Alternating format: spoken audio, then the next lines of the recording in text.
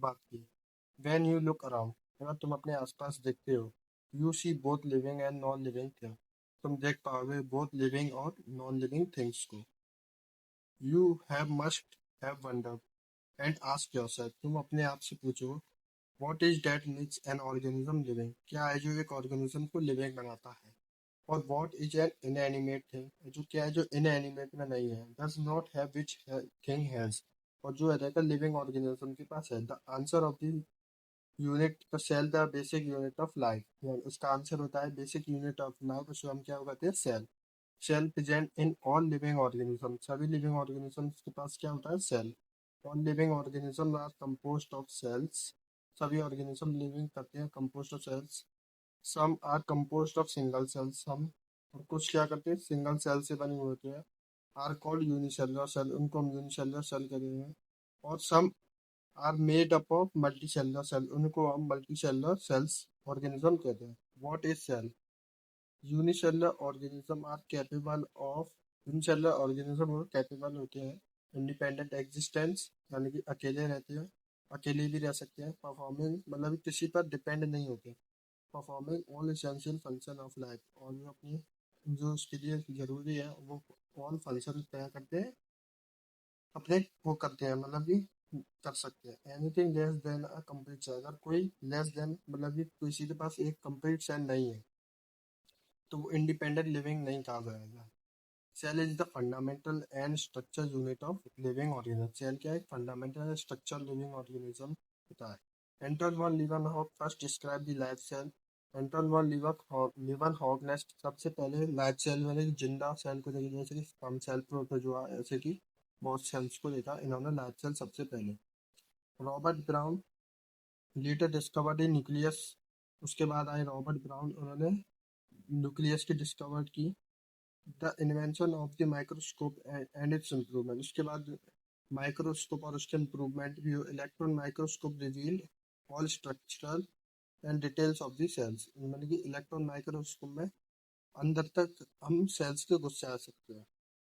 अब बात करें सेल थ्योरी 1838, 1838 में Schleiden, Nicholas Schleiden German botanist थे, उन्होंने लार्ज नंबर ऑफ प्लांट्स पर खोज की।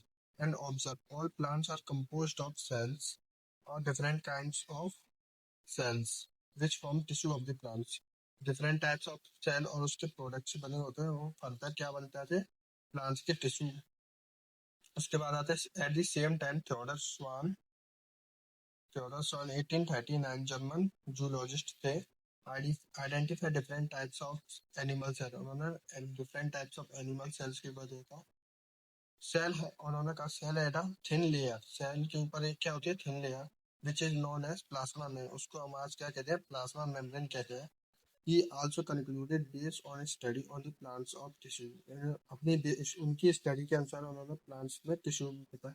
Cell wall is a unique character of plant, उन्होंने कहा सेल मतलब कि प्लांट सेल के पास सेल वॉल तो होती ही होती है, उसके पास एक और अलग से एक और चीज भी होती है, उसको हम उसके ऊपर भी एक यूनिक कैरेक्टर होता है, उसको हम सेल वॉल कहते हैं। यानी कि सेल मेम्ब्रेन है, उसके ऊपर भी एक और लेयर होती है। On the basis of Schwann proposed hypothesis of the bodies of animals, उनकी स्टडी के अंदर स्वान ने अपनी हाइपोथेसिस दी आर कंपोज्ड ऑफ सेल्स, यानी कि मतलब कि कोई ऑर्गेनिज्म सेल्स और उसके प्रोडक्ट ऑफ सेल से बने हुए होते हैं। स्लेडन फिर बाद में Schleiden and Schwann together formulated cell theory, उसके बाद दोनों साइंटिस्टों ने मिलकर मतलब कि एक दोनों साइंटिस्ट मिलकर स्लेडन एंड स्वान और उन्होंने मिलकर सेल थ्योरी दे दी।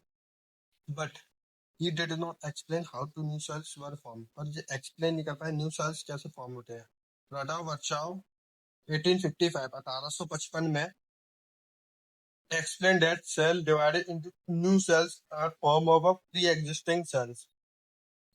1855 में राडा वर्चाओ नाम के एक और साइंटिस्ट आए, उन्होंने कहा कि पुराने सेलों से ही नए सेल्स बनते हैं। एंड उन्होंने नाम दिया omnis cellula e cellula, he modified the hypothesis, उन्होंने स्लेडन और स्वान की हाइपोथेसिस को प्रूव किया। उसके मतलब कि उनका तो मतलब कि वो तो चले गए। He modified the hypothesis of Schleiden and Schwann, उन्होंने हाइपोथेसिस की मॉडिफाई किया। Give the cell theory of the final shape, और उन्होंने उनकी सेल थ्योरी को फाइनल शेप दिया। नीट 12 19 का सवाल है, इम्पोर्टेंट है ये वाला paragraph. Sladen and Swan, all living organisms are composed of cell and product of cells. पढ़ाई किया. All cells are arising from pre-existing cells, यानी कि पुराने सेलों से ही नए सेल्स बनता है. An overview of cell. अब हम सेल के you have earlier observed onion peels and annual cheek cell. तुमने देखा होगा कि हमारे गाल, अगर हम अपने गाल का और अपने ऑनियन की पील यानी ऑनियन के छिलके का हम मतलब इलेक्ट्रॉन माइक्रोस्कोप में रखते हैं. Let us collect the structure, दोनों को रखते हैं. And the cell of the typical plant cell, यानी कि ऑनियन सेल जो एक टिपिकल प्लांट सेल है, और उसके ऊपर क्या देखने को मिलती है हमें? Cell wall, outer boundary within the cell membrane. उसके अंदर क्या मिलती है हमको? सेल मेम्ब्रेन देखने को मिलती है. And the human cheek cell outer membrane is delimiting structure of the cell. और ह्यूमन सेल के ऊपर आउटर मेम्ब्रेन स्ट्रक्चर सेल देखने को मिलता है. Inside each a dense membrane bound organism structure called nucleus. उसके अंदर हमको एक डेंस मेम्ब्रेन बाउंड स्ट्रक्चर देखने को मिलता है, जिसको हम न्यूक्लियस कहते हैं. This nucleus contains the chromosome. जो न्यूक्लियस कंटेन्स करता है क्या? क्रोमोसोम्स को. Which is contain the genetic material. उसमें क्या होता है? Genetic material. उसको हम क्या कहते हैं? डीएनए. जेनेटिक मटेरियल क्या होता है? हमारा DNA. Cells have member bound nuclei are called eukaryotic cells. हम हमारे पास अगर किसी सेल्स के पास मेम्ब्रेन बाउंड न्यूक्लियाई है, उसको हम क्या बोलते हैं? Eukaryotic cells. Where lack of cell membrane bound nuclei, अगर किसी के पास सेल मेम्ब्रेन बाउंड ऑर्गेनाइज नहीं है, तो उसको हम क्या कहते हैं? Prokaryotic cell. In both prokaryotic and eukaryotic semi-fluid matrix called cytoplasm occupies the volume of the cell. यानी कि दोनों सेलों के अंदर यानी प्रोकैरियोटिक और यूकैरियोटिक में एक कॉमन चीज है, उसको हम क्या कहते हैं? सेमी फ्लूइड मैट्रिक्स को हम साइटोप्लाज्म कहते हैं. उसमें क्या है? Cytoplasm is the main Arena of cellular activities. जो हमारी मेन अरेना है cellular activity. Chemical reaction is occur in the living. अगर कोई लिविंग ऑर्गेनिज्म है, उसमें साइटोप्लाज्म में ही सारी रिएक्शन होती है. ये इंपोर्टेंट पैराग्राफ है, हाईलाइट कर सकते हैं. Eukaryotic cell other membrane bound organ. Eukaryotic cells के पास अदर मेम्ब्रेन बाउंड भी हो सकते हैं. उनके एंड स्ट्रक्चर ऑर्गेन, उसके हम ऑर्गेनील बोलते हैं.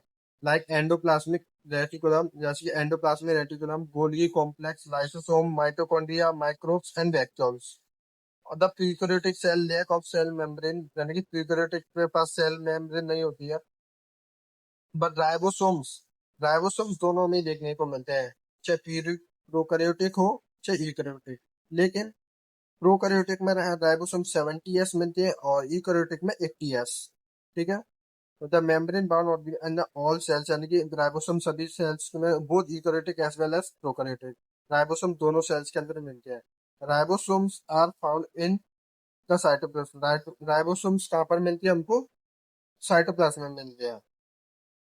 और इसके अलावा भी हमको दो ऑर्गेनिल्स में देखने को मिलती है, जैसे कि क्लोरोप्लास्ट और माइटोकॉन्ड्रिया में भी मिलते हैं. Animal cells contain other non membrane bound. Animal cells क्या होते हैं? Other non membrane bound organelle बोलते हैं. इसको हम सेंट्रोसोम बोलते हैं. क्या बोलते हैं हम? सेंट्रोसोम. ये हेल्प करता है हमको सेल डिवीजन में. क्या हेल्प करता है हमको? Cell division. Cell differ greatly in size. Cell जो होता है डिफर करता है, मतलब ये अलग होता है. अलग हर सेल अलग अलग होता है. डिफर इन साइज, मतलब कि कोई सेल का साइज ज्यादा है तो किसी सेल का साइज बड़ा है, और किसी सेल का शेप ज्यादा है तो किसी सेल का शेप बड़ा है. एंड एक्टिविटीज, किसी पे किसी सेल का काम कुछ है तो किसी सेल का है. जैसे कि ह्यूमंस, हमारे अंदर किसी सेल्स का कुछ काम है तो किसी सेल का. For example microplasma. Microplasma the smallest cell 0.3 micrometre की लेंथ होती है. वाइल बैक्टीरिया, जिनको याद कर सकते हो हम, रेड ब्लड सेल्स पिक्चर के फॉर्मेट में आते हैं. White blood cells columnar epithelia ऐसे दिखते हैं. नर्व सेल हमारे ऐसे दिखते हैं, ट्रैकेट. उसके बारे में हम और अभी बात करेंगे, जब तक आप इनको इनकी जिनके फोटो मतलब कि इनकी पिक्चर को आप याद रख सकते हैं. बैक्टीरिया हमारे होते हैं 3 से 5 माइक्रोमीटर के. The largest isolated single cell of an ostrich egg, यानी कि सबसे बड़ा लार्जेस्ट सेल होता है उसका हम, वो ऑस्ट्रिच का एग होता है. Human red blood cells have 7 micrometre in diameter, मतलब कि 7 माइक्रोमीटर इन डायमीटर, मतलब कि रेडियस हो गया इसका आधा, जस्ट मतलब कि 3.5 micrometre. Nerve cells are some of the longest cells. जो हमने पढ़ा, नर्व सेल्स होते हैं जिन्हें, जो हमारे क्या होते हैं? लॉन्ग, सबसे लंबे सेल्स होते हैं. ठीक है. कहाँ पर थे हम? फायदा पर। And cells are very greatly in shape, यानी कि सेल्स बहुत ज्यादा ग्रेट, मतलब सेल्स मतलब कि हमारे पास अलग अलग शेप में मिलती है, जैसे कि disc like, polygonal, columnar, cuboid, thread like धागे जैसे, इवन इरेगुलर इरेगुलर शेप के में very the function they perform, और ये अलग अलग फंक्शन होते हैं। अब बात करते हैं हम प्रोकैरियोटिक सेल्स की। Prokaryotic cells represented by bacteria, यानी कि ज्यादातर प्रोकैरियोटिक सेल्स कहाँ पाया जाता है? बैक्टीरिया और ब्लू ग्रीन एल्गी में, माइकोप्लाज्मा में, PPLO, pleuropneumonia like organisms, generally smaller and multiply more rapidly. यानी prokaryotic cell generally small in size की मिलती है, और ये अगर ये छोटे हैं तो अगर डिवाइड क्या करते हैं रैपिड, यानी कि बहुत जल्दी जल्दी डिवाइड करते आते हैं। हम एनिमल सेल्स इतने फास्ट डिवाइड नहीं करते हैं, क्योंकि इतने प्रोकैरियोटिक सेल्स के मुकाबले हमारे सेल्स बड़े होते हैं।